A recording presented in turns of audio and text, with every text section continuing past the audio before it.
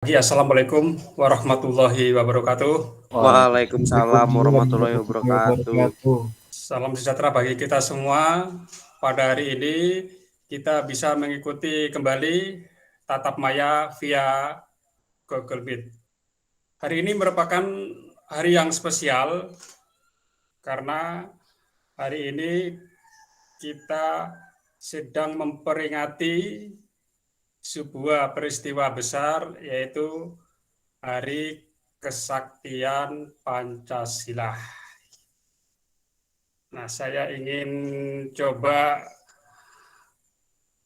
sedikit mereview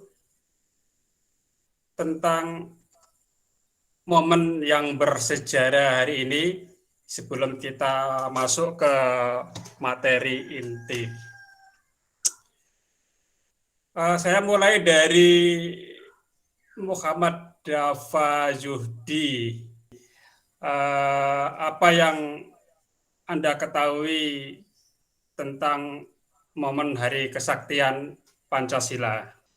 Pak, untuk wujud penghormatan terhadap jasa para pahlawan revolusi, Pak, yang telah gugur. Sebagai wujud penghormatan kepada pahlawan revolusi. Betul. Ada lagi pendapat lain? Edwin Aziz Al-Kafid. Tujuannya agar bangsa Indonesia mengingat kembali peristiwa gerakan 30 September yang kita peringati kemarin. Selain itu, untuk mencegah ulangnya kembali peristiwa tersebut. Nah, itu adalah peristiwa yang melatar belakangi sehingga tanggal 1 Oktober ditetapkan sebagai Hari Kesaktian Pancasila. Kalau tadi sudah dijelaskan oleh teman Anda suatu kejadian atau peristiwa yang melatar belakangi Hari Kesaktian Pancasila yang hari ini kita peringati. Kalau bagi Anda sendiri, apa makna Hari Kesaktian Pancasila bagi Anda? Kainu Haikal? Hari untuk mengenang kembali sejarah dalam mempertahankan ideologi bangsa, Pak. Ya, apa pendapat Juan Gultom? Apa makna yang terbersit Juan Gultom dengan peringatan Hari Kesaktian Pancasila hari ini? Karena kerelaan para jenderal untuk disiksa demi tidak terjadinya perubahan kepada Pancasila yang sudah ditetapkan sejak tahun 1945. Ya, pengorbanan dan kerelaan yang luar biasa para jenderal-jenderal yang terbunuh di dalam lubang buaya dalam mempertahankan ideologi bangsa. Oke, ada pendapat lagi Muhammad Ridho Wardono. Untuk memperkokoh peran Pancasila.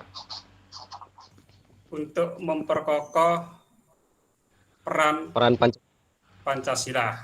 Oke. Sebagai dasar negara. Ada lagi Nurma Ramayanti. Untuk memperkuat Pancasila sebagai ideologi negara.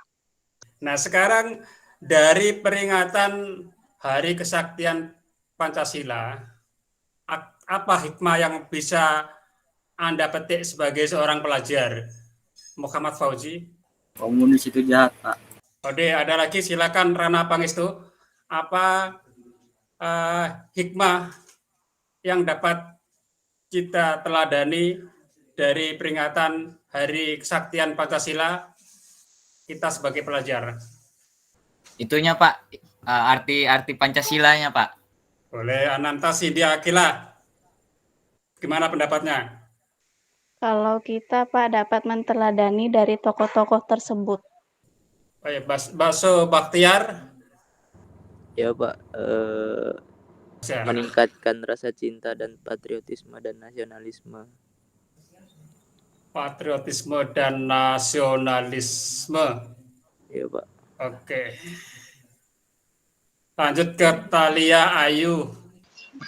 Mungkin untuk kita sebagai generasi muda dapat melanjutkan perjuangan para pahlawan, Pak. Itu aja sih dari saya, Pak. Baik, terima kasih atas pendapat kalian yang luar biasa.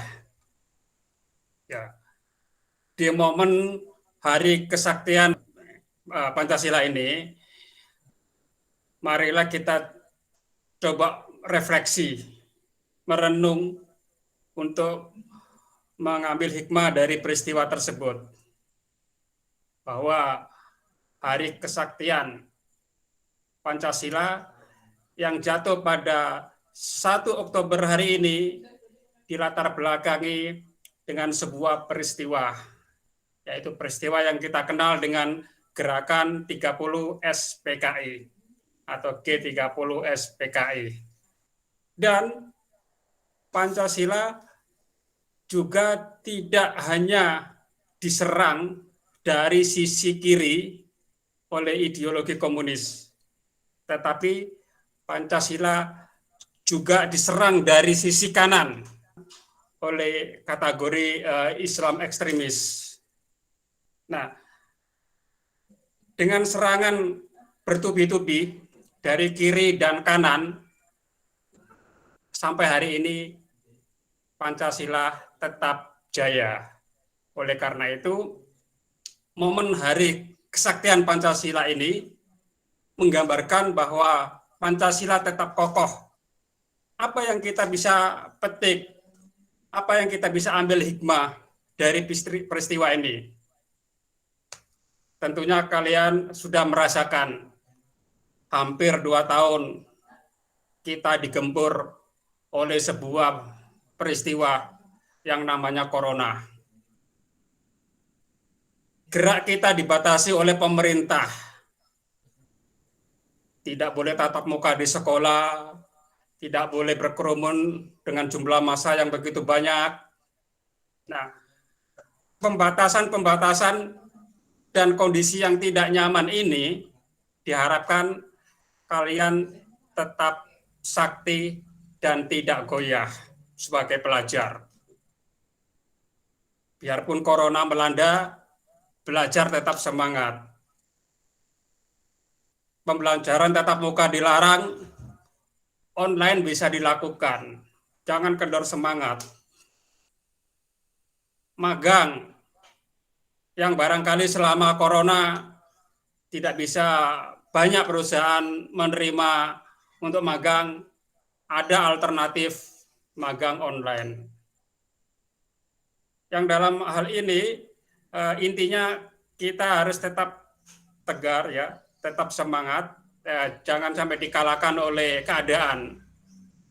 Biarpun corona melanda, belajar kita tetap kuat, tetap sakti seperti kesaktian Pancasila yang kita peringati hari ini. Oleh karena itu, di momen ini, marilah kita refleksi apakah kita selama ini sudah mengendor semangat kita dalam belajar, ya. Mari kita hidupkan lagi, kita bangkitkan lagi di momen Hari Kesaktian Pancasila ini. Nah, kaitannya dengan pelajaran kita hari ini, saya melihat masih banyak tugas-tugas yang sampai saat ini kalian belum penuhi. Nah, ini bertanda bahwa semangat kita mulai kendor ya, dengan keadaan yang tidak mengenakan. Kemarin kita sudah mencoba Easy Skate. Bagaimana dengan Video Maker? Ya, silakan di-download. Ya, seperti biasa mendownloadnya. Kemudian akan tampak layar seperti ini. Kita tekan tombol download. Ya, walaupun di sini tidak bisa di-preview, tidak masalah. Download anyway atau tetap download. Oke, tidak bisa men-scan virus, tidak masalah, langsung tekan download anyway lagi. Oke, nanti ketika kalian sudah berhasil mendownload, akan dihadapkan dengan file yang terkompres seperti ini, ya, Video Maker. Silakan diklik kanan, kemudian buka dengan aplikasi khusus ya untuk mengekstrak file, bisa WinZip, bisa WinRAR, ya, 7zip, atau langsung dari Explorer bawaan Windows. Oke, ini adalah file yang sudah diekstrak. Ada 3 item ya, 1 folder dan 2 file. Nah, untuk itu kalian silakan lihat panduannya di sini. Apa langkah-langkah yang harus dilakukan? Karena ini harus ada settingan khusus ya. Kalau kita install begitu saja tidak bisa masuk dan bisa login ya. Kita perlu baca dulu petunjuknya atau panduannya. Jadi kita diminta untuk mendownload dan mengekstrak, dipindahkan ke E atau D, terserah kita. Ya. Kemudian kita diminta untuk mengedit sebuah file yang namanya host. Ya. Ini file host yang ada di Windows. Alamat di mana? Ada di sini. C Windows System 32 Drive ECT. Nah, ini diisikan dengan apa? Ini diisikan dengan kode ini. Oke, ya. Kode ini kita copy. Kode ini kita copy. Copy ke file host yang letaknya di etc driver System 32 Windows di C. Dan kita harus menjalankan editornya dengan running as admin. Editornya kita gunakan apa? Kita bisa gunakan Notepad. Kita coba buka Notepad. Semua komputer ada Notepad-nya yang berbasis Windows ya. Kemudian setelah ditemukan, jangan langsung dibuka, tapi diklik kanan. Klik kanan, pilih Run as Administrator. Bukan langsung dibuka ya. Ya, ini perlu diingat ya. Ya, tekan Run as Administrator. Saya coba 2 Windows saya tampilkan. Oke, ada 2 notepad. Yang satu notepad yang paduan tadi, yang tadi kosong, yang barusan saya buka dengan mode administrator. Nah, kita ikuti petunjuknya di sini, mengedit sesuatu yang ada di Windows, System 32, driver, dan etc. Tekan file, pilih open, kita lari ke C ya. Di C ada folder namanya Windows, di Windows ada folder namanya System 32. Di System 32 nanti Anda bisa temukan folder namanya driver. Oke, System 32 kita cari driver. Di folder driver kita temukan etc. Nah, ini kok kosong. Kita harus setel bagian file tipe. Ini tipenya adalah teks. File tipe dokumen kita ganti dengan all file. Jadi di folder etc ternyata ada banyak file. Ya, tipenya bukan teks. Jadi ini disetel menjadi all file. Yang kita mau rubah yang mana? Yang host. Ini. Kita ubah dulu ya. Kita sebetulnya tidak merubah, tetapi menambahkan. Ya. Aslinya 27 ini tidak ada. 127.00 ini aslinya tidak ada. Aslinya seperti ini. Kita tambahkan dengan mengcopy yang ini tadi ya. Oke, kita tambahkan sini, copy, tambahkan ke sini. Ctrl V. Oke, setelah ditambahkan, kita tutup dan tekan yes untuk menyimpan. Simpan yes. Nah, ini langkah pertama berhasil. Oke. Langkah berikutnya, kita menginstal ini Windows Maker, ya. Klik 2 kali. Nah, nanti di sini ada yang namanya USB server. Ini nanti harus dijalankan setelah instalasi selesai. Ya, sambil menunggu proses instalasi, boleh dibuka dulu USB server apa isinya. Di dalam USB server ada file yang namanya USB web server. Ini kalian bisa buka sekarang, nggak apa-apa, sebelum instalasi selesai. Atau nanti setelah selesai instalasi juga nggak masalah. Dan ini harus dijalankan sepanjang kita membuat aplikasinya. Kalau ini ditutup, maka nggak bisa login juga. Karena ini fungsinya seolah-olah kita sedang jalan di internet. Padahal hanya offline. Ya, pengganti internetnya adalah USB server ini. Oke, kita lihat proses instalasinya sedang jalan ya. Oke, ada pertanyaan seperti ini. Kita tekan tombol next. Nah, udah selesai ya. Finish. Setelah finish, nah pada saat tadi kita membuka USB server, pastikan Apache jalan. Apache ini fungsinya sebagai web server. Kemudian ada MySQL. Ini fungsinya sebagai database server ya. Seolah-olah kita sedang online, padahal tidak. Nah, mesin inilah yang membuat kita sedang seolah-olah online. Nah, aplikasinya ada di desktop. Kita lihat. Nah, gambarnya seperti ini ya. Seperti kotak film. Kita klik aja. Nah, nanti di sini kalian bisa temukan username dan password. Kita tinggal copy aja. Username-nya Akuya ya. Kemudian password-nya Akuya. Ini nanti kita copy pada saat aplikasinya udah terbuka. Nah, ini kita isikan Kuya-nya di sini dan password-nya juga kita kopikan ke sini. Baru kita login. Nah, tampilan interface-nya seperti ini. Kita tinggal menekan tombol New Project. Kalian bisa tulis project-nya ya. Apa misalnya mau profil pelajar Pancasila atau apa, silakan ya. Ini adalah nama filenya. Sebelum kita membuat sesuatu, harus ada filenya dulu. Baru kita tekan tombol Add Slide. Di sini banyak sekali template-template yang kalian bisa pakai. Ya.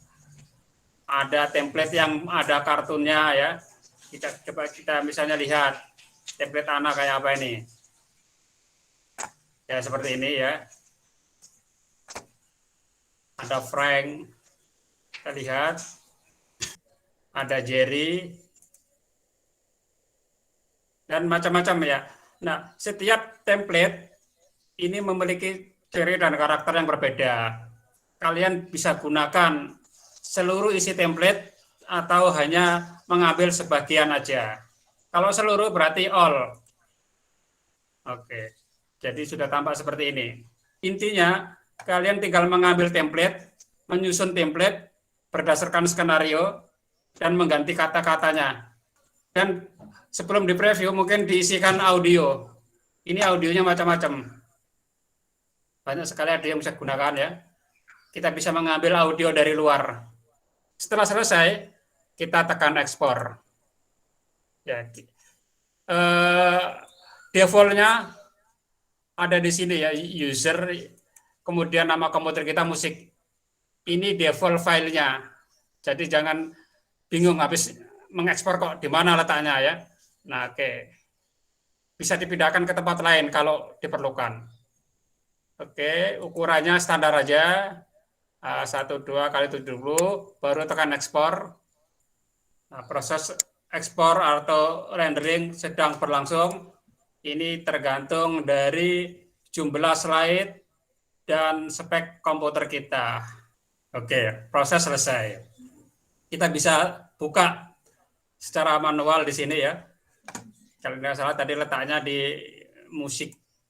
Oke, ini ada di sini. Profil pelajar Pancasila. Ya, mudah sekali ya.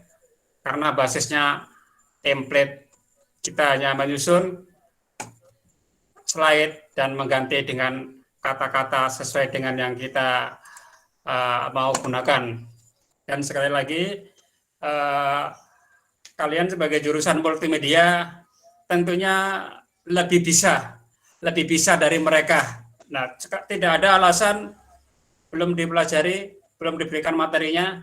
Sekarang banyak media, mau melihat tutorial di YouTube, mau belajar dari Google, apa yang kita ingin bisa kita pelajari secara mandiri.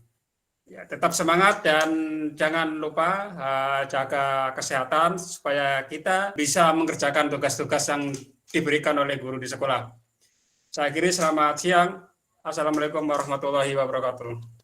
Waalaikumsalam warahmatullahi wabarakatuh, Pak. Waalaikumsalam warahmatullahi wabarakatuh.